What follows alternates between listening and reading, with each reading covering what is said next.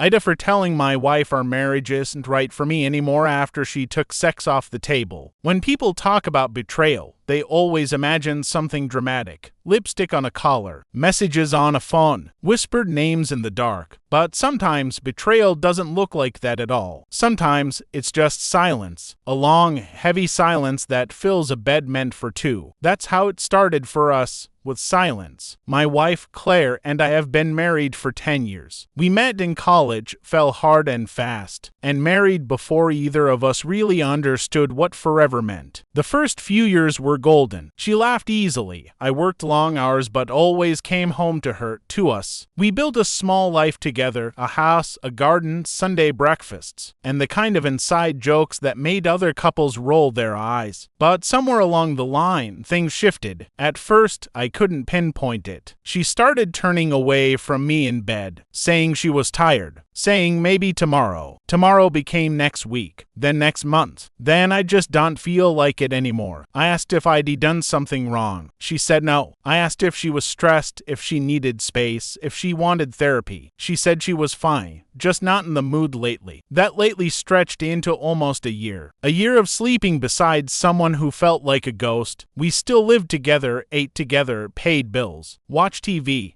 But there was this cold distance that no amount of small talk could bridge. At first, I tried to be patient. I told myself intimacy wasn't just physical. But over time, it stopped feeling like patience and started feeling like punishment. One night, after another quiet dinner, I asked her again, "Claire, can we talk about this? I miss you. I miss us." She sighed, not angrily, just exhausted. "Why does it always have to come back to sex, Mark?" "Because it's not just sex," I said. "It's how we connect, how we stay close." She looked away. "I just don't want it anymore. I can't force myself to want it. And I don't think you should either." That was the night something in me broke. For weeks after that, I went through the motions, work, home, sleep, repeat. But the silence between us grew unbearable. It wasn't just the absence of touch, it was the absence of want. I started resenting her, then hating myself for resenting her. Because what kind of man gets angry at his wife for not wanting him? Then one evening, I came home and saw her sitting at the kitchen table, smiling softly at her phone. It wasn't a suspicious smile,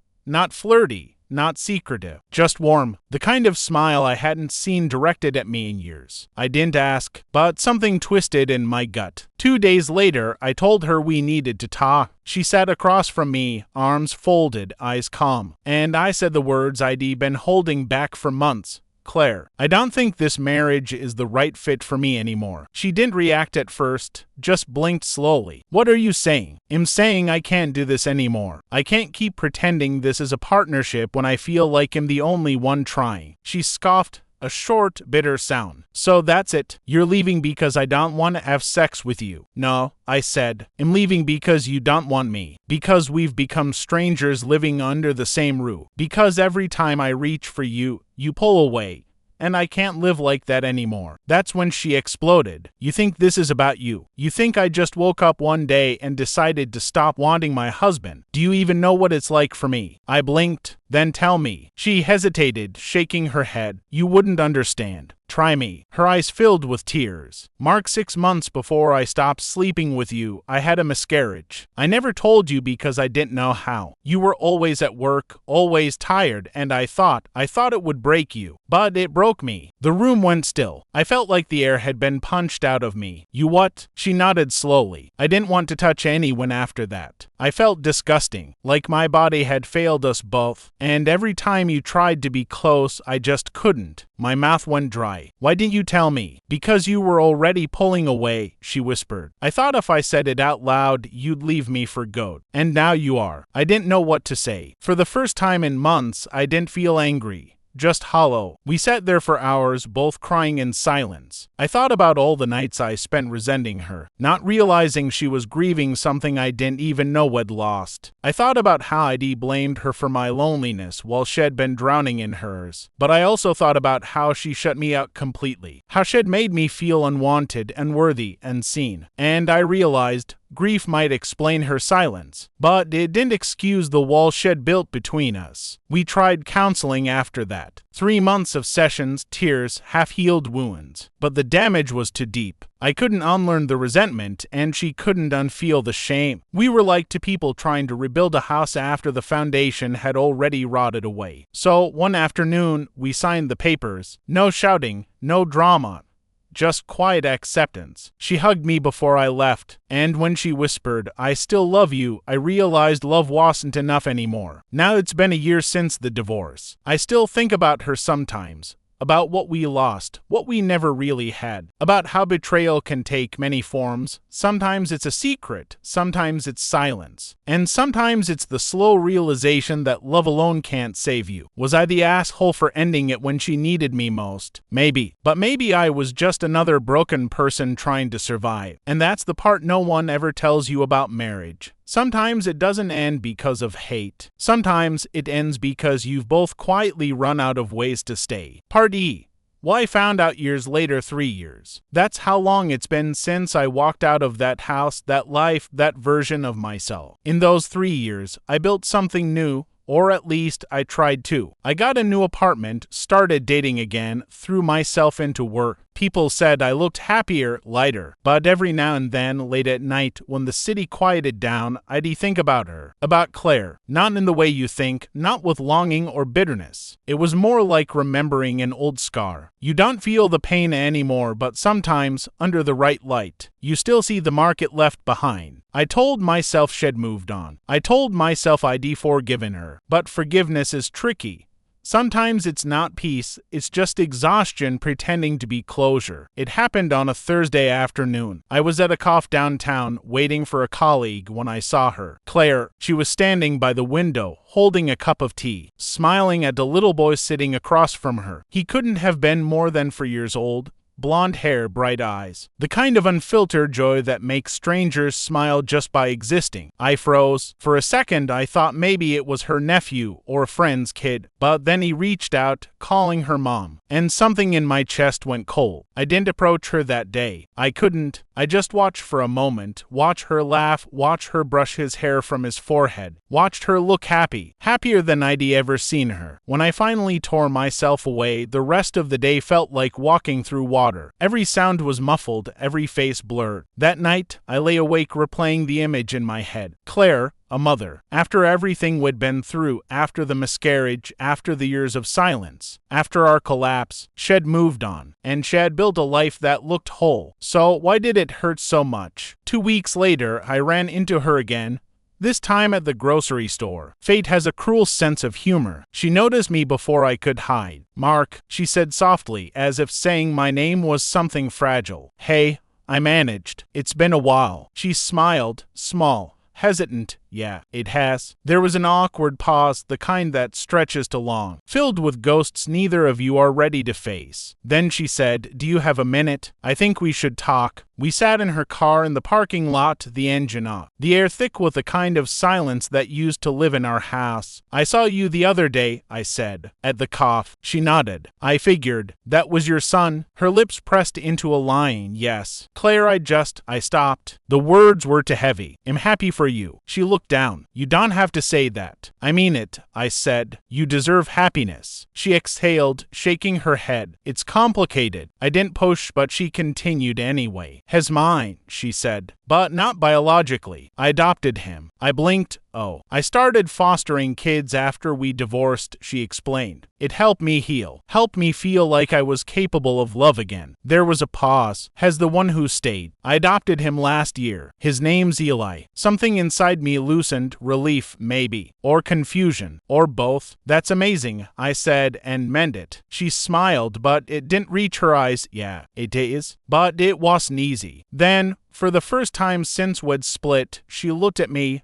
really looked. "You know," she said quietly, "for a long time I hated you." "I know. I told myself you left me when I needed you most. That you didn't care. That you were selfish." She paused. "But I've had time to think. And I realize now I wasn't innocent either. Her voice trembled slightly. I shut you up because I didn't know how to let you see me broken. I thought if you saw how much I was hurting, you'd stop loving me. And when you didn't, that scared me even more. I swallowed hard. I didn't know how to help you. I thought giving you space was the right thing. It wasn't, she said, almost laughing through tears. It just made me feel more alone. We sat there for a long time, staring out at the gray sky through the windshield. Finally, I asked, do you ever think we could have fixed it? If we'd just talked sooner? She nodded slowly. Sometimes, but then I think, maybe it had to end. Maybe we had to break each other to learn how to stop breaking ourselves. Before I left, she handed me something. A small photo. It was of her and Eli, sitting on a park bench. He was laughing, his hand gripping hers tightly. "Has the best thing that ever happened to me," she said. "And in a strange way, I think I have us to thank for him. Because losing you made me figure out who I was without you." I stared at the picture, the edges soft and warm from her fingers. "You look happy," I said quietly. "I am,"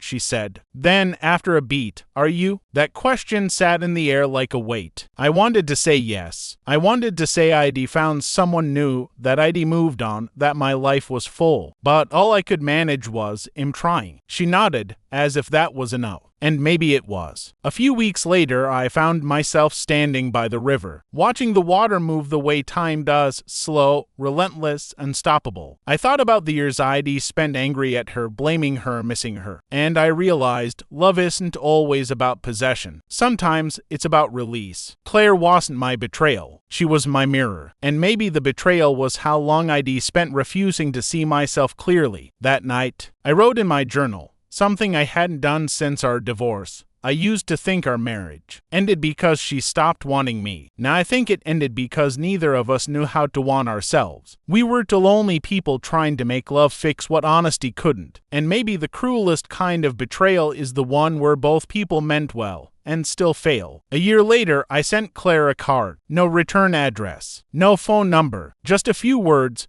"You were right. We had to break to learn how to live." Sometimes, I wonder if she ever reads it. Sometimes, I wonder if she ever thinks about the man I was, the man who left because he thought had been betrayed, when in truth, we'd both been broken long before we ever said goodbye. And sometimes, late at night, I still see her face in the dim light of memory, smiling at that little boy. A life rebuilt, a love rediscovered. And for the first time in years, I don't feel regret, just peace. Part E. The confession: it's been 5 years since I first saw Claire and Eli in that car. 5 years of rebuilding, of learning how to breathe without carrying the weight of a marriage that had suffocated me. 5 years of trying to convince myself that closure existed in quiet acceptance, not in confrontation. And then, one rainy evening, it all came crashing back. I got a call from her number. I didn't recognize the tone. It was hesitant, nervous, something uncharacteristically fragile. "Mark, I need to tell you something. Can we meet?" I hesitated. Part of me wanted to say no, to protect the peace I had fought so hard to keep. But another part, the part that had always feared unfinished business, said yes. We met at a small park near her house. Eli was at a friend's birthday party, she said. We sat on a bench beneath an umbrella, the rain cold on our shoulders, washing the city into a gray blur. She took a deep breath. "I haven't been honest with you."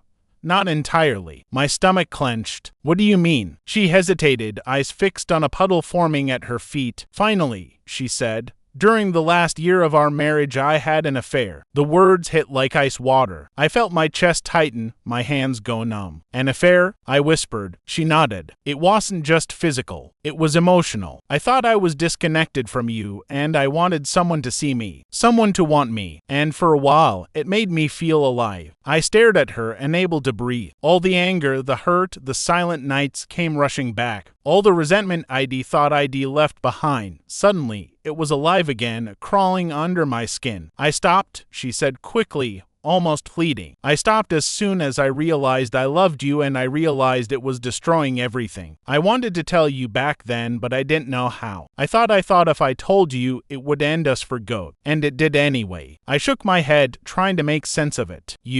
You've held this secret all these years. Yes, she whispered. Until now, I couldn't keep it anymore. You deserved to know. I felt a wave of betrayal unlike anything I had experienced before. Not the quiet, aching betrayal of years without intimacy. Not the slow, grinding betrayal of emotional distance. This was raw, undeniable. She had chosen someone else, and I had lived with the consequences without knowing the full story. Why tell me now? I asked, my voice shaking. Because you've moved on, she said. And I couldn't. I had to stop carrying this secret. It's been poisoning me. I needed forgiveness, even if I couldn't ask for it back then. I wanted to scream. I wanted to curse her name. I wanted to tell her she'd destroyed everything we had, and maybe she had. But beneath that anger was something else. A strange, twisting understanding. We had both been hurting. She had been lost, seeking connection in the wrong place. And I had been angry, frustrated, desperate for intimacy that had vanished while we were both trapped in grief and fear. I looked at her, really looked. Her eyes were full of shame, of vulnerability, of pain. And I realized love had never disappeared between us. It had just mutated, twisted into anger, regret, fear. Did you love him? I asked, my throat tight. No, she said immediately. It was a mistake. A moment of weakness. I loved you.